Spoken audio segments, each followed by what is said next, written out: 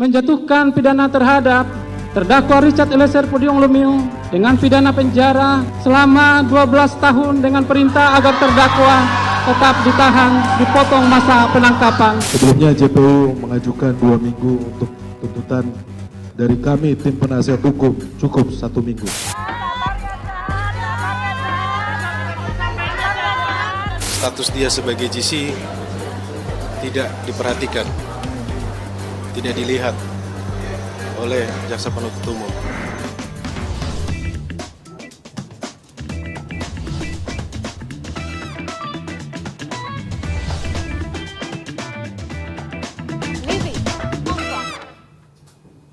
Hai, jumpa lagi di Livy On Point. Saudara, tuntutan jaksa terhadap Richard Eliezer selama 12 tahun ini mengejutkan publik.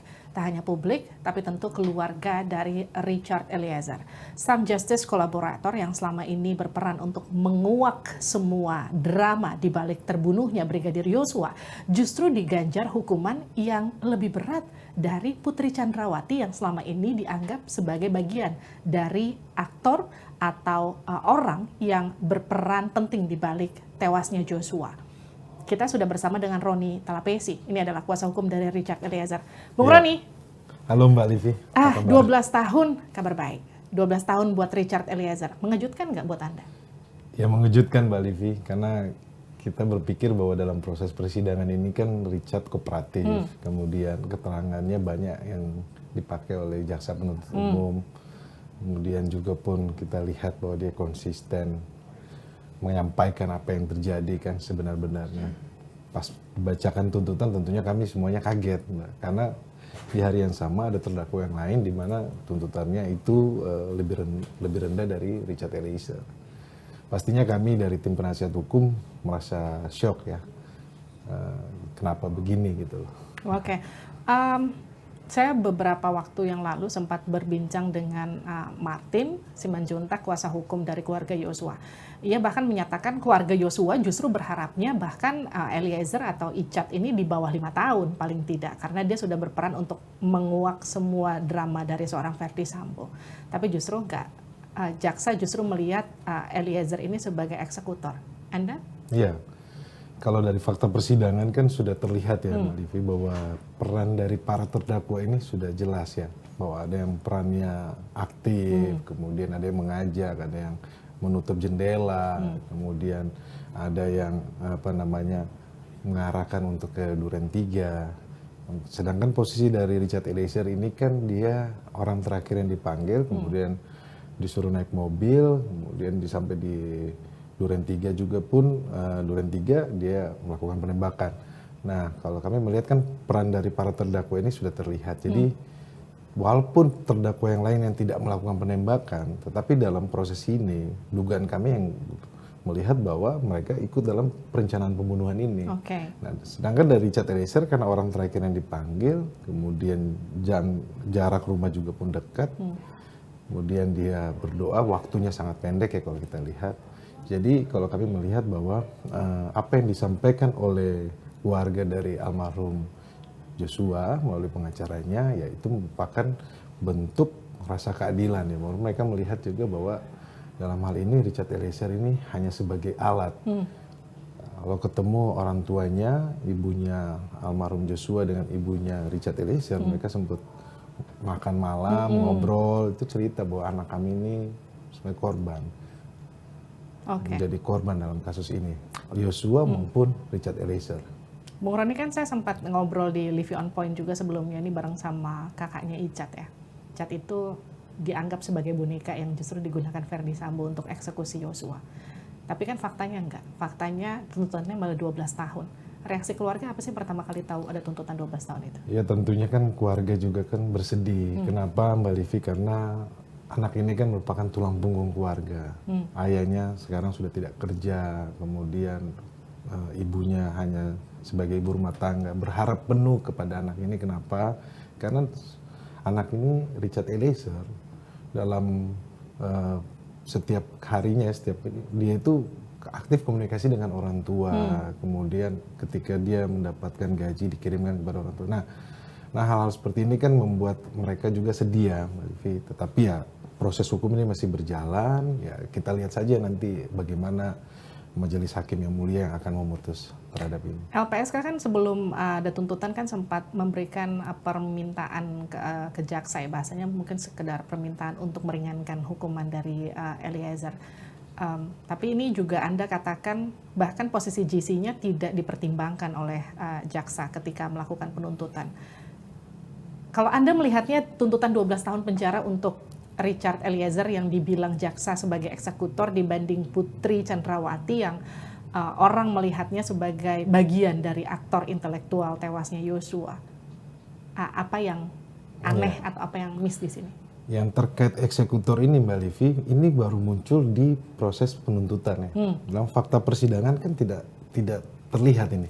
Itu ya, sebelumnya jaksa justru sebaliknya terhadap Eliezer. Sebaliknya terhadap Eliezer. Kok tiba-tiba di tuntutan ada kata eksekutor. Inisiatornya juga pun kita lihat nggak ada. Ini yang jadi pertanyaan kami, menjawab yang tadi soal eksekutor. Terus kalau tadi yang disampaikan bahwa eksekutor Richard Eliezer peran dengan terdakwa yang lainnya, Putri Chandrawati, tetapi kan peran aktif dari Putri Chandrawati dan terdakwa yang lainnya ini kan terlihat di sini. Dari proses rumah lantai 3 Saguling, kemudian di mana ada CCTV si Kuat naik ke atas, terus RR juga naik ke atas, RR yang memanggil klien saya. Jadi kami masih berpendapat bahwa Richard Eliezer ini adalah alat.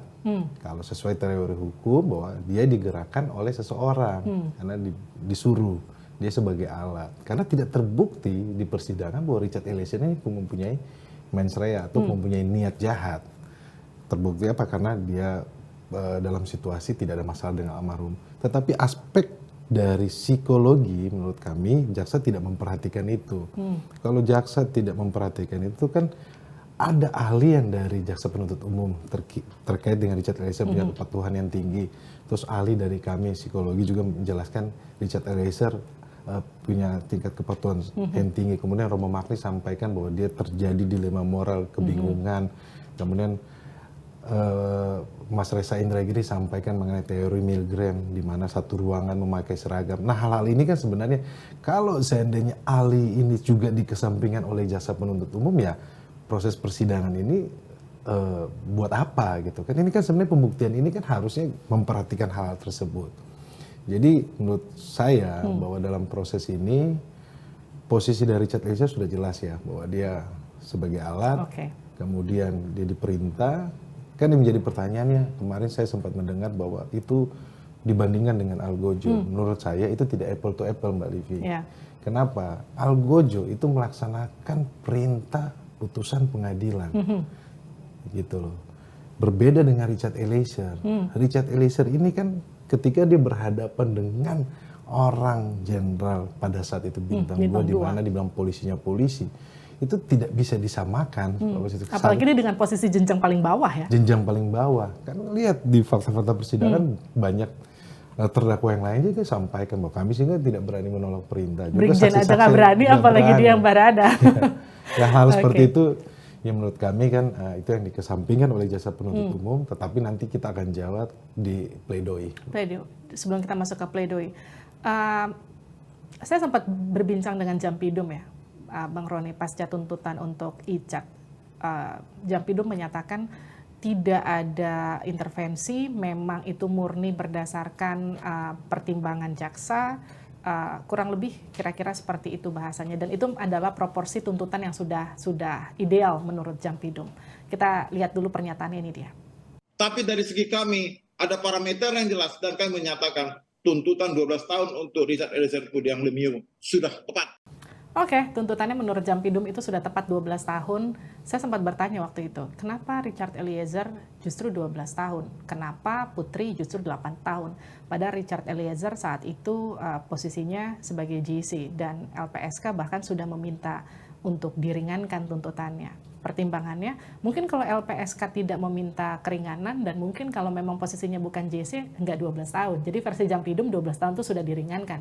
Anda? Iya, kalau kita lihat ya, Undang-Undang Perlindungan Saksi dan Korban sudah diatur Mbak. Di dalam pasal 10 ayat A dijelaskan kan bahwa harus ringan daripada terdakwa yang lain atau bisa pemidanaan dengan bersyarat, kemudian bisa lepas, itu juga sudah disampaikan di dalam Undang-Undang Perlindungan Saksi dan Korban yang menurut kami. Jadi memang patokan dari, kalau saya lihat bahwa patokan dari LPSK adalah terkait dengan tuntutan ini kok berbeda dengan terdakwa yang lainnya. Kemudian kalau disandingkan dengan Verdi Sambo, kalau dilihat kan Verdi Sambo ini 2 perkara Mbak, jadi satu. Jadi 2 dakwaan.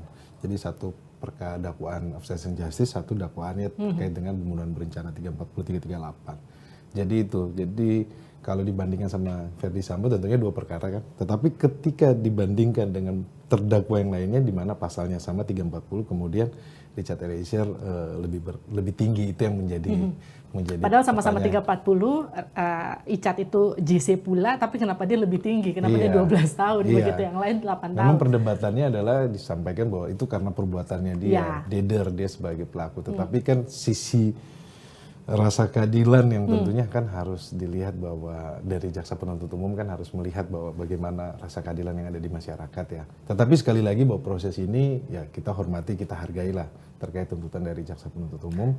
Nanti kita akan jawab di pembelaan kami. Bung Roni, saya nggak mau ngajak Anda berasumsi ya, tapi ini kan fakta-fakta yang berkembang di tengah masyarakat, termasuk pernyataan Menko Polhukam Mahfud MD yang menyatakan bahwa ada gerakan bawah tanah untuk menolong paling tidak seorang Verdi Sambo, diringankan hukumannya.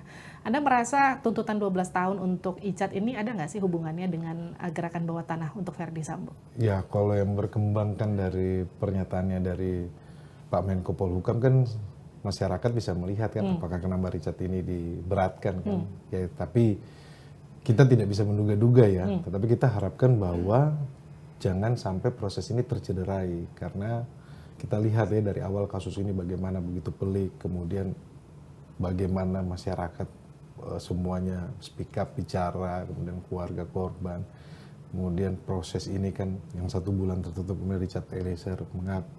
Kalau seandainya waktu itu kan proses itu kalau kita lihat sudah mulai terjadi apa ya namanya, kalau saya bisa bilang kalau tidak bisa dicegah, tidak bisa diungkap kasus ini, bisa terjadi krisis negara. Karena apa? Polri ini adalah bagian dari publik ya, bahwa kan waktu itu kalau nggak salah statement dari Pak Mahfud MD ya, bahwa lebih baik hidup dari membutuhkan Polri yang baik lah, kalau nggak salah seperti itu waktu dia statement di DPR. Jadi situasi itu sebenarnya yang sudah terlihat bahwa harapan kami bahwa ini jangan sampai tercederai aja Mbak Livi, bahwa proses penegakan hukum ini berjalan secara adil dan terbuka, transparan. Dan rasa keadilan itu memang harus hadir di tengah masyarakat, tentu itu juga harapannya.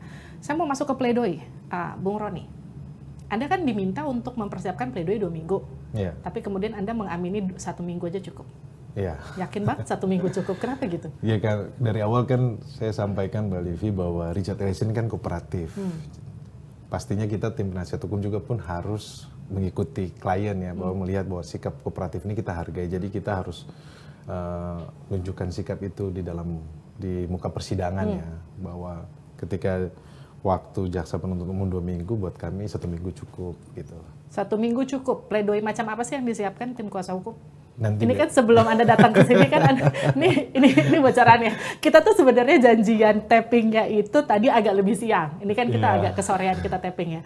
Itu karena Bung Roni ini bilang saya masih harus sedikit menyempurnakan pledoi lah, paling tidak bahasanya seperti itu. Jadi saya mau tahu nih, dapat kisi-kisi sedikit lah paling nggak, pledoi yang sempurna dari seorang Roni Talapesi untuk Richard Eliezer itu kayak apa sih? Yang pastinya pledoi kita tidak bertele-tele, ringkas, padat. Kemudian ini menjadi pembelajaran hukum buat seluruh rakyat Indonesia, menjadi pintu masuk buat para pencari keadilan, yang kami harapkan bahwa ketika publik berjuta mata menonton, melihat pledoi kami ini bisa memberikan rasa keadilan untuk kedepannya, untuk masyarakat supaya tidak khawatir bahwa proses penegakan hukum di Indonesia ini sebenarnya masih bisa kita harapkan, dan proses penegakan hukum di Indonesia ini bisa berkeadilan. Itu garis besarnya Mbak Livi. Poin-poinnya yang sesuai ya, fakta-fakta persidangan sudah ada, itu nanti juga pun kita akan sajikan, akan masukkan. Tetapi yang menarik, pledoi kami besok ini Bolehlah kasih bocorannya buat sedikit. pembelajaran Apa sih? hukum buat Apa nih isinya? Gini, jangan-jangan kalau menurut tebak-tebakan saya, jika memang rasa keadilan itu tidak hadir, orang mungkin nggak akan ada lagi yang mau jadi JC, karena sekarang posisi seorang Richard Eliezer sebagai JC sudah habis-habisan mempertaruhkan keamanan keluarga, keamanan dirinya melawan Jenderal Bintang 2, tapi ternyata pertimbangan jaksa nggak sesuai. kita pengen ngasih tahu ke publik bahwa ada harapan, hope. Hope itu adalah di tangan, di palunya majelis hakim. Bahwa jangan berhenti untuk berharap bahwa harapan keadilan untuk orang yang tidak mampu, orang kecil, itu ada. Bahwa hukum itu ada untuk orang kecil. Hakim itu kan wakil Tuhan di dunia ya? Betul. Kira-kira setuju. gitu ya? Iya. Apa sih yang diharapkan seorang Richard Eliezer? Saya tuh melihat ya, ketika dibacakan tuntutan, ekspresi Icat tuh begitu terpukul. Karena mungkin jangankan Icat, kita semua yang menonton, menantikan jaksa itu bacain tuntutan, kita semua mikir, 5 tahun, 6 tahun. Kira-kira kurang lebih gitu. Tiba-tiba dibaca 12 tahun, Icat kan mukanya langsung shock saat itu. Apa sih yang kemudian ingin disampaikan ke hakim yang jadi sebagai wakil Tuhan di dunia? Untuk paling tidak, kita bicara jangankan keadilan untuk seorang Richard Eliezer, tapi keadilan bagi penegakan hukum secara global ke depannya. Iya, bahwa doa orang banyak ya, yang menanti keadilan, dalam hal ini kasus ini kan Richard Eliezer, banyak yang mendoakan, doa itu sampai kepada yang di atas, mengetuk pintu gerbang dari pintu surga yang di atas. Dan kami harapkan bahwa ketika majelis hakim ini memutus, merupakan wakil Tuhan yang memberikan keadilan, rasa keadilan yang masyarakat inginkan melalui kasus Richard Eliezer ini. Proses ini sudah berjalan lancar, Mbak Livi, bahwa kita lihat majelis hakim sudah memimpin dengan arif bijaksana. Terkait dengan status justice collaborator, kami pun mengapresiasikan kepada hakim. Karena apa? Hakim sudah memberikan haknya dia sebagai justice collaborator. Dalam proses persidangan kita sudah lihat bahwa penahanannya dia tidak digabung dengan terdakwa yang lainnya. Itu pertama. Yang kedua, ketika pemeriksaan saksi, Richard Eliezer ini dipisahkan. Kalau kita lihat bahwa dia sempat dipisahkan ruangannya lewat ruangan Zoom ya, lewat ini. Jadi kami melihat bahwa itu tahapan itu kami mengapresiasi dari majelis hakim. Terkait putusannya, kita berdoa, kita serahkan kepada majelis hakim. Optimisme Anda dari pledoi yang Anda buat, Bung Roni, itu bisa akan membantu mengurangi berapa tahun hukuman Richard dari vonis hakim? Kita punya target tentunya, Mbak Livi. Semuanya kita serahkan terkait dengan targetan itu nanti besok lah. Nanti kita sampaikan kepada publik. Saya nunggu-nunggu nih. Bung Roni, kalau memang ternyata, ya kan bagaimanapun semuanya ada di palu hakim ya. Ketika hakim tetap mengikuti apa yang berdasarkan tuntutan jaksa, tetap vonisnya 12 tahun. Siap nggak sih Icat? Apapun dia siap, Mbak Livi.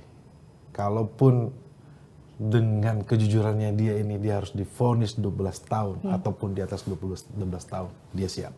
Dia siap, dia bilang itu ke Anda? Dia sampaikan ke saya. Orang tua Icat? Kalaupun karena kejujuran dia ini, dia harus divonis tinggi. Jadi kejujurannya harus dibayar 12 tahun pun dia siap? Kalau boleh Bapak Presiden yang kami sangat hormati, tolonglah anak kami. Kami tidak bisa berbuat apa-apa. Untuk menemui Bapak Presiden kami tidak bisa, tetapi semoga Bapak Presiden bisa mendengarkan suara hati kami berdua. Kami orang kecil, Bapak. Kami melihat tidak ada keadilan bagi anak kami. Dia sudah melakukan kejujuran, dia sudah berusaha membantu dalam penyelidikan sehingga mereka tidak bekerja keras. Karena keterangan-keterangan yang Icat berikan, tolonglah Bapak Presiden. Orang tua Icat ini kan sempat minta tolong ya ke presiden ya. Kalaupun memang kita bicara soal lembaga eksekutif itu kan tidak bisa mengintervensi vonis hakim. tapi paling tidak harapan apa sih yang bisa dibawa orang tua Izzat? Kenapa harus minta ke presiden? Ya, minta keadilan ya Mbak Livi. Tentunya kan suara hati seorang ibu ya.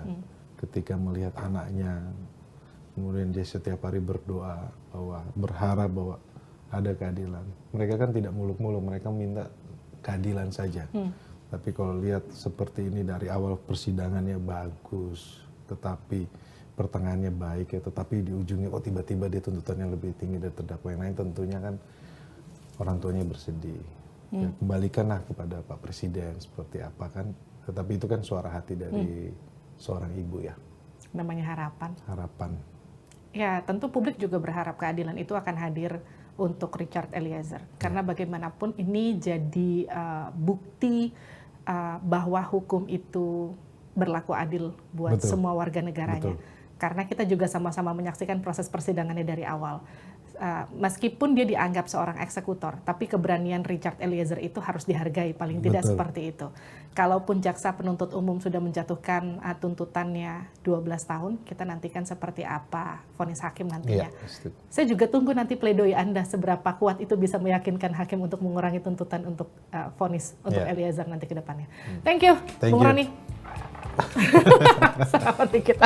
Makasih Mbak Livi. Thank you udah gabung di Livi On Point. Itu dia tadi perbincangan saya bersama dengan kuasa hukum Richard Eliezer, Ronita Lapesi. Kita ketemu lagi di Livi On Point selanjutnya. Bye.